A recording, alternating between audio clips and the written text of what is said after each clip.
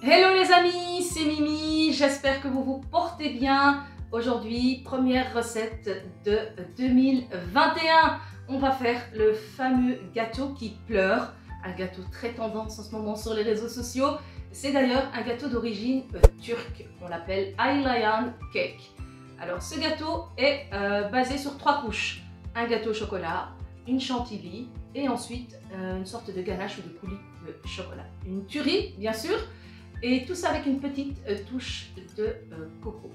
Restez branchés, ne bougez pas, on revient tout de suite pour la base, c'est-à-dire le gâteau au chocolat.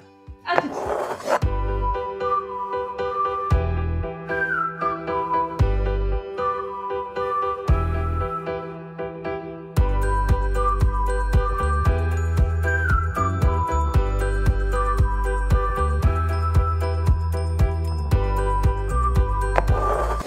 Avec les ingrédients de notre base, qui est donc la génoise, on va détailler chaque ingrédient et on revient pour les étapes. On a ici donc 5 g de levure chimique, 100 g de farine, 4 œufs entiers, 150 g de sucre.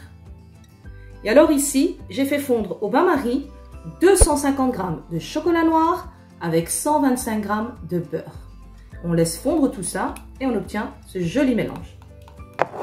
J'aime toujours essayer de vous faciliter la tâche dans vos recettes. Donc ici, j'ai un bol. Je vais tout verser d'un coup. On va fouetter le mélange. Ensuite, on va le verser dans le moule. Il nous faut ici un moule de 24 cm. Il est carré. Vous pouvez utiliser un moule rond. C'est comme vous voulez chez vous. Et de préférence, un moule qu'on peut après détacher facilement. Comme ça, on va pouvoir observer les 3 belles couches de notre Aylayan Cake.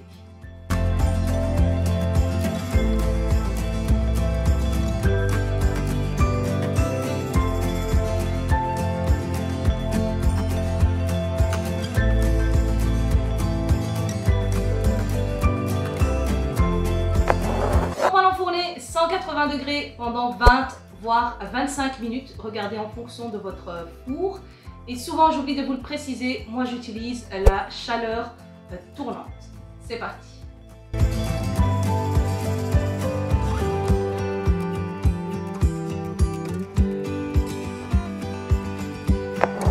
En attendant que le gâteau cuit au four, on va attaquer déjà la chantilly. Alors pour ça, j'ai utilisé le robot. Vous pouvez chez vous utiliser les fouets électriques ou encore le fouet manuel. C'est parti, je vous détaille tout de suite ce qu'il nous faut. On a ici 500 ml de crème pour chantilly, donc la crème fleurette. Il nous faut minimum 30 voire 35%, ce serait l'idéal. Moi j'ai pris 40.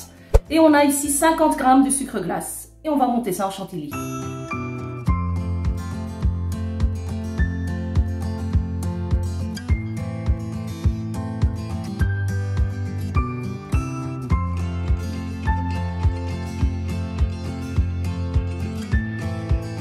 Ma chantilly est déjà prête, je vais maintenant la réserver au frais, le temps qu'on termine avec le gâteau. Allez.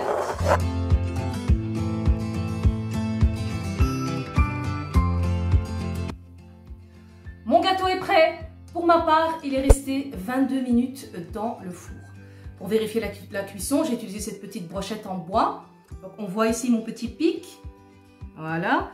Et on va profiter de la même brochette et on va faire des pics un peu partout. Pour arroser après avec ici 200 ml de lait. Ok? Let's go!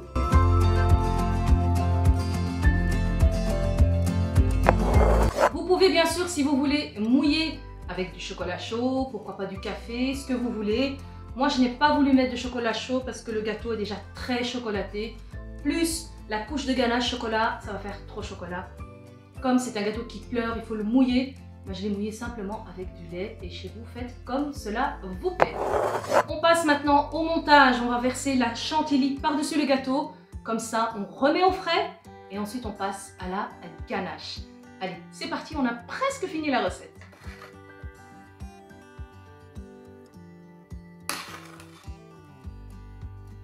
Et on essaye d'égaliser et de lisser un petit peu la surface.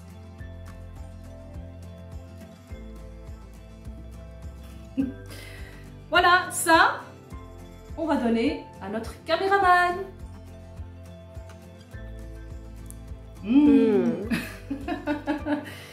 J'arrive.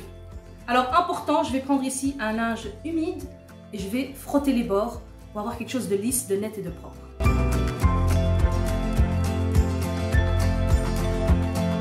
C'est parti pour le remettre au frais.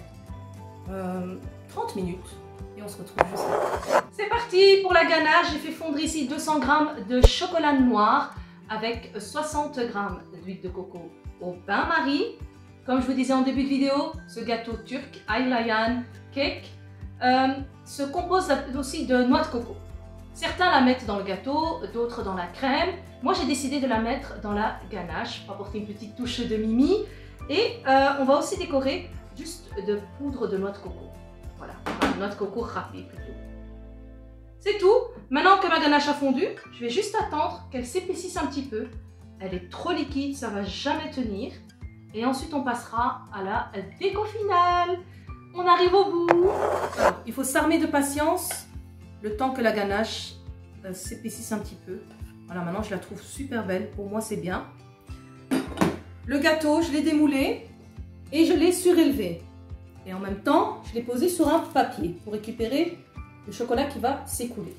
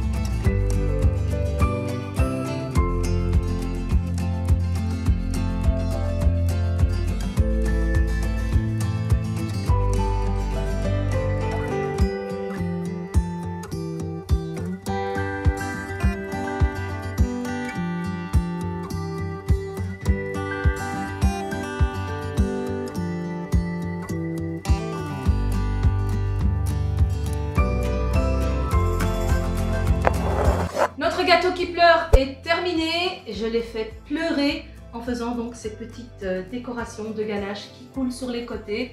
Pourquoi est-ce qu'on appelle ça un gâteau qui pleure? J'ai fait mes recherches, je n'ai rien trouvé à ce sujet.